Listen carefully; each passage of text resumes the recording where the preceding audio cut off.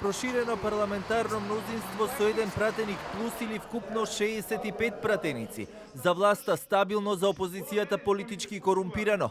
Влегувањето на Алијанса за албанците со своите 8 пратеници ги одлеа оние тројца на алтернатива.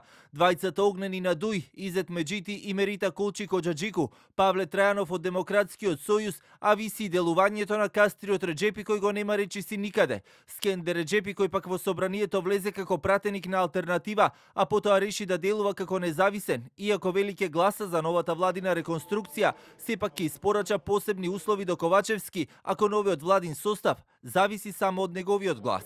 Премиерот Ковачевски пак коментирајќи ја денеска одлуката на довчерашниот коалицијски партнер Трајанов, вели дека не е изненаден и дека оваа негова одлука не го доведува во прашање парламентарното мнозинство. Одлуката која што ја донесе Демократскиот сојуз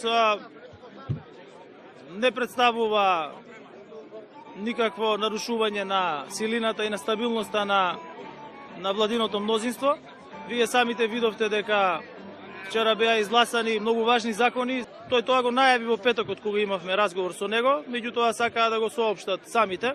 Јас очекувам дека нивните функционери веќе во текот на денешниот ден ќе ги поднесат своите оставки. Лидерот на ВМРО ДПМН Христијан Мицковски пак коментирајќи ги актуелните политички случувања околу реконструкцијата, но излегувањето на Демократски сојуз од владината коалиција, вели до некаде и очекува, бидејќи претходно имал средби со Трајанов, но со апели до Ковачевски да не биде како што вели нем заложник на Ахмети под диктат на политиките кои ги наметнува Еди Рама.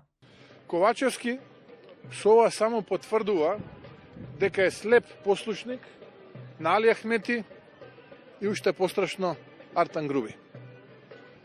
Трето, СДСМ со ова раководство никогаш не бил во полоша состојба.